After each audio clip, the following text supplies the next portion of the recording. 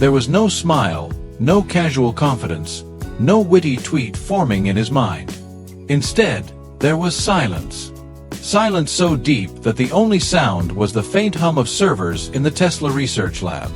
On the screen, a car glided silently across a dusty stretch of African terrain. It didn't slow down. It didn't stop. It didn't even make a sound beyond the crunch of gravel under its wheels. And yet, there were no charging cables trailing behind it.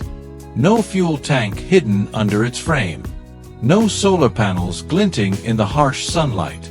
Nothing that explained how it moved. The data overlay told a story that seemed impossible. Energy output, constant. Power source, unknown. Efficiency, beyond anything the Tesla engineers had ever seen. For a long time, Elon didn't say a word. Then, finally, he leaned forward and spoke. "It's real."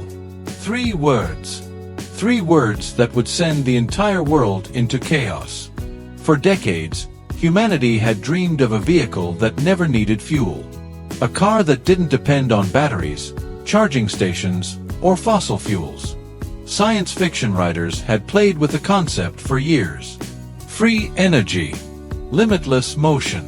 A machine that could run forever. But it was always just a fantasy. Something for books, for movies, for people who didn't understand physics. Until now. The story didn't begin in Silicon Valley. It didn't begin in a futuristic lab filled with robots and billion-dollar equipment. It began in a quiet, sun-bleached workshop in Harare, Zimbabwe. The workshop didn't look like the birthplace of a revolution. Its walls were cracked. The roof sagged in places. Rust clung to the metal door like an infection that had gone untreated. Inside, tools lay scattered across a wooden workbench scarred by years of use. But among the old wires, grease-stained rags, and discarded engine parts, something extraordinary had taken shape. A car. Not just any car. A car that could run forever without a single drop of fuel. The man behind it was not a billionaire. Not a CEO. Not a household name. His name was Maxwell Chikumbutso.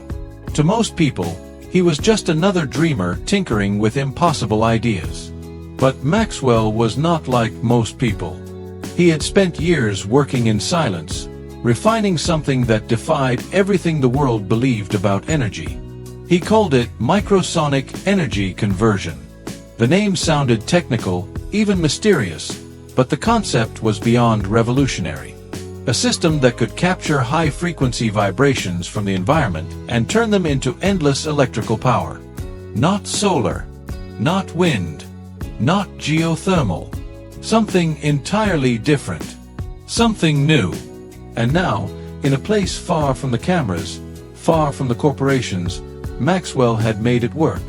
For months, he had tested the prototype in secret. Every day, the car started without hesitation. Every day, it drove across the rough Zimbabwean landscape without a single recharge. The villagers whispered about the strange car that never visited a fuel station. Some laughed, calling it a trick. Others stared in awe.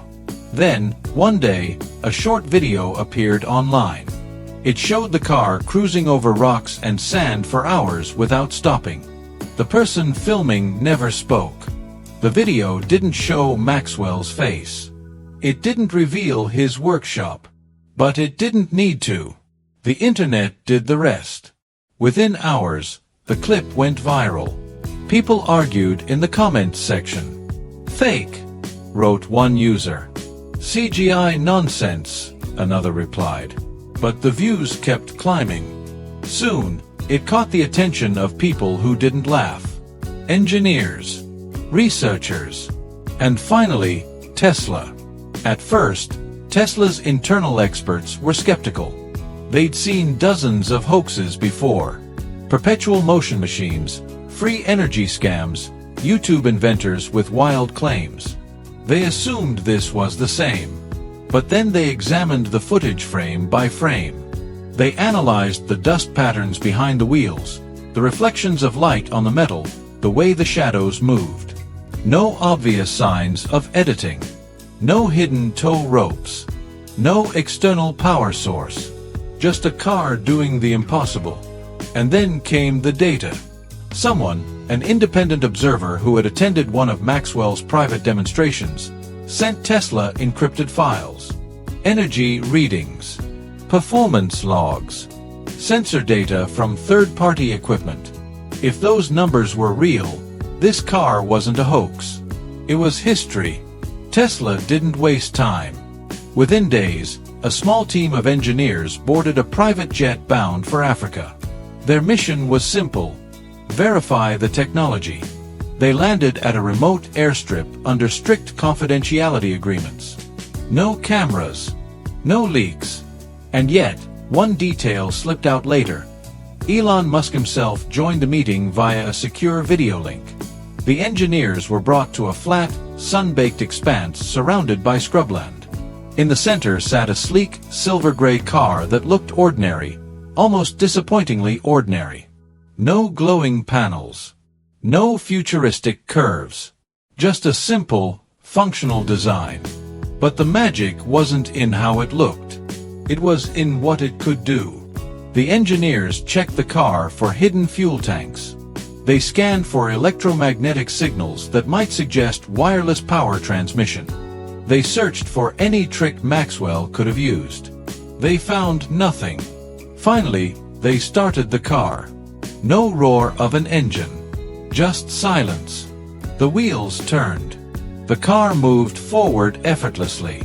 They drove it for hours across the rugged landscape. The sun sank low on the horizon, painting the ground in blood-red hues. The car didn't stop. Its power output remained steady. Its energy levels didn't drop. It was as if the vehicle was drinking from an endless well. One witness later said, "We just stared. None of us could figure it out." When the test ended, the engineers were silent. They had no explanation. And then, back in California, Elon Musk posted 3 words on X. "It's real." Those words set the internet on fire. The world didn't just react. It erupted. News networks scrambled to verify the tweet. Analysts speculated wildly on live television. Stock markets rippled like an ocean in a storm. Energy companies watched their shares dip within hours. Social media went into meltdown. Hashtags exploded across the globe. Hashtag it's real. Hashtag limitless drive. Hashtag Maxwell car. Every major outlet wanted an interview with Maxwell Chikumbutso. They wanted to know who he was, where he came from, and how he did it. But Maxwell stayed silent. He remained in his modest workshop, far from the chaos he had unleashed. For him, the invention was never about fame. It was about freedom. He looked at the world and saw billions of people trapped by energy costs. Families struggling to pay fuel bills. Countries fighting wars over oil. He believed energy should be free. For everyone. Not controlled by corporations. Not hoarded by governments. Not turned into another weapon of power. He had built the car to prove it could be done. But proving it came with consequences he wasn't prepared for. In the first week after Musk's tweet, Maxwell received more than 10,000 emails. Some were offers. Some were threats. One email came from a European energy conglomerate. It offered him a 9-figure deal for the patent. 9 figures. Enough money to make anyone disappear into luxury for the rest of their life. But Maxwell didn't even hesitate. He refused. The email was polite at first. Then came a second email. Not so polite. The subject line read, "You'll regret this." Maxwell deleted it. He didn't tell anyone. Not yet. Because the offers kept coming. From car manufacturers. From governments. From investors with private jets and gold watches. All of them wanted control.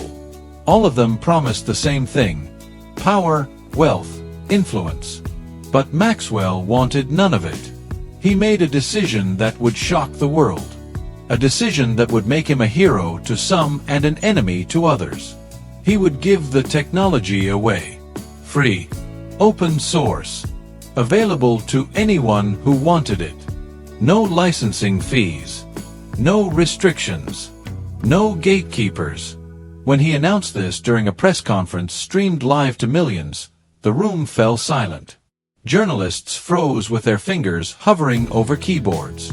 Gasps echoed through the hall. And then the chaos began. Reporters shouted questions.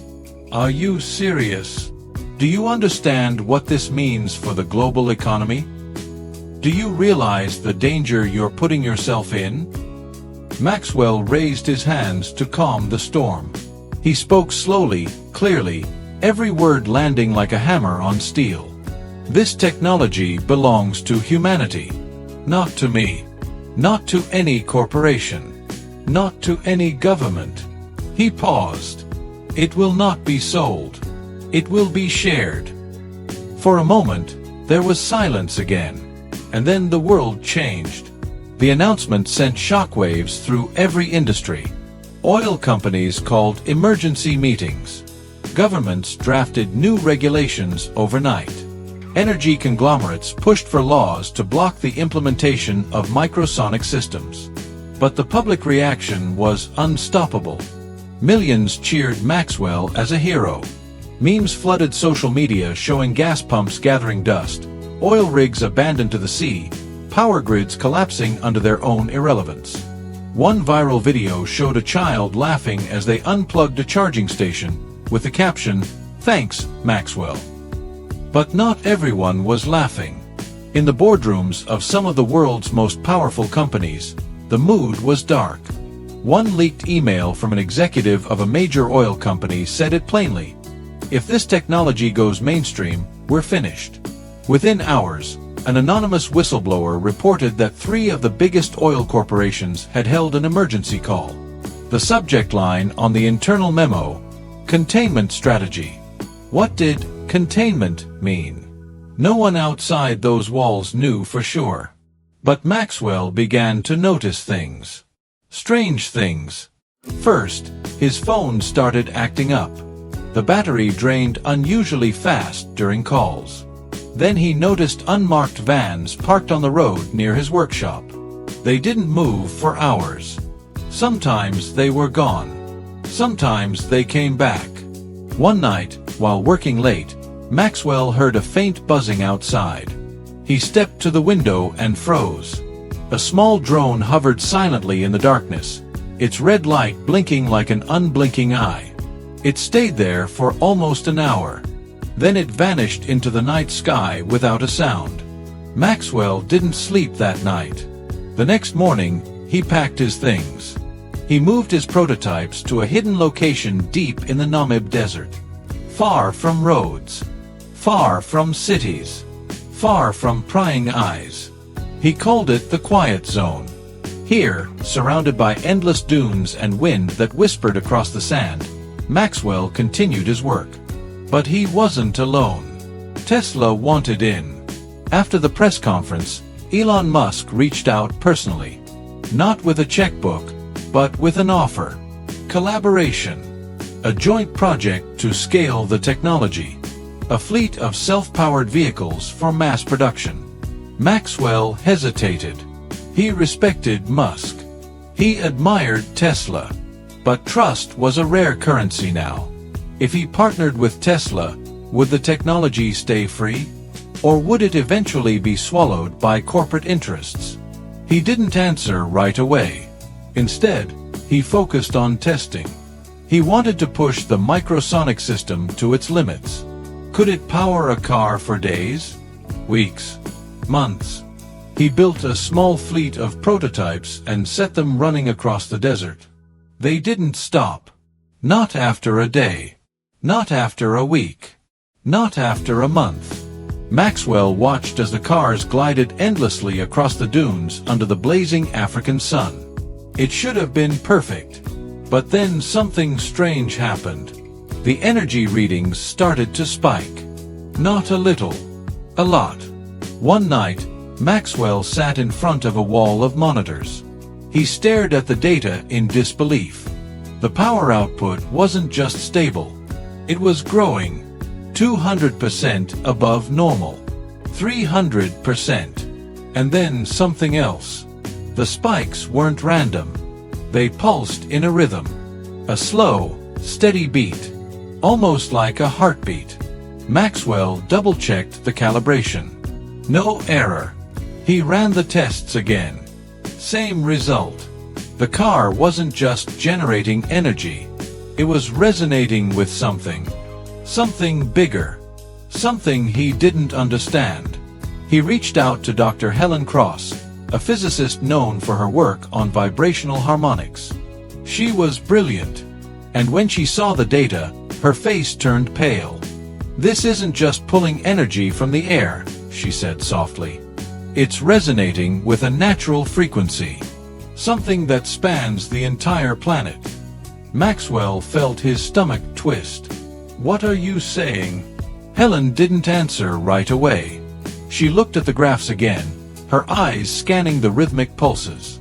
Finally, she said one word. "Nodes. Nodes." Maxwell repeated. Helen nodded. "Points of resonance.